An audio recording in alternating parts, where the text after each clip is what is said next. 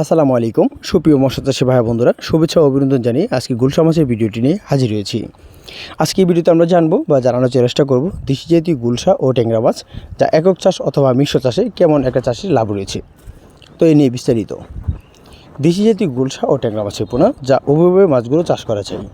আর চাষের ক্ষেত্রে সর্বনিম্ন আমাদের লক্ষ্য হলো যে পুকুর নির্বাচন, পুকুর যেন ঘন পরিবেশ না হয়, অর্থাৎ পাতলা পরিবেশে মাছগুলো চাষাবাদ করতে হবে। এখন দেখা যাচ্ছে বর্তমান সময়ে এককের হারের থেকে মিশ্র পদ্ধতিতে মাছের পোনা চাষে ব্যাপকভাবে লাভ হয়ে থাকে। যেমন আপনার রুই, মৃগেল, কাপ জাতীয় মাছ কিছু কিছু পরিমাণ দিতে হবে। যেমন দেশি জাতীয় গুলশা ও ট্যাংরা মাছ যা প্রতি শতাংশে 500 থেকে 600 পিস করে দিলেও তার পাশাপাশি আপনার অন্য কাপ জাতীয় মাছ দিতে হবে।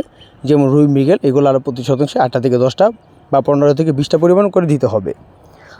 আমরা অনেকেই জানি দেশি জাতীয় গুলশা মাছের পোনা বা ট্যাংরা মাছের পোনা যা এই মাছের হারের থেকে বা দেশি জাতীয় ট্যাংরা মাছের দাম একটু বেশি রয়েছে। তার কারণ খেতে সুস্বাদু হওয়ার কারণে দেশি জাতীয় গুলশা ও ট্যাংরা মাছ তা এই মাছের থেকে দেশি জাতীয় ট্যাংরা মাছের দামটা একটু বেশি পাওয়া যায় বাজারে। যা দেশি জাতীয় গুলশা মাছ একটু আকারক্ত দেখা যাচ্ছে 20 থেকে 30 টাকা কমায় এই মাছগুলো দেশি জাতীয় গুলশা মাছ বিক্রি হয় একটু কম দামে। তো আপনারা যদি দেশি জাতীয় গুলশা ও ট্যাংরা মাছের পোনা চাষ করতে চান, আপনাদের মূল লক্ষ্য হলো পুকুর ছোটো থাকুক বা বড়ো থাকুক, পুকুরে যেন 4 থেকে 5 গুণ রোদের তাপমাত্রা পড়তে পারে।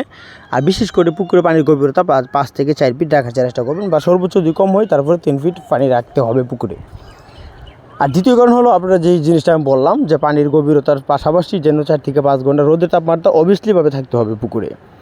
তো যে সকল চাষিরা দেশি জাতীয় গুলশা ও ট্যাংরা মাছ, শিং ও মাগুর মাছ সকল ধরনের মাছের পোনা ক্রয় করতে চান বা সংগ্রহ করতে চান, তাহলে আপনারা আমাদের কাছ থেকে নিতে পারেন। আমরা আমাদের এখান থেকে সমগ্র বাংলাদেশে সকল ধরনের মাছের পোনা বিক্রি করে থাকি। তার পাশাপাশি যে সকল উদ্যোক্তা আছেন কীভাবে চাষ করবেন এটি সকল ধরনের তথ্য পরামর্শ এই ইউটিউবের চ্যানেলে নাম্বার দেওয়া সেই নাম্বারে জেনে নিতে পারেন। ধন্যবাদ।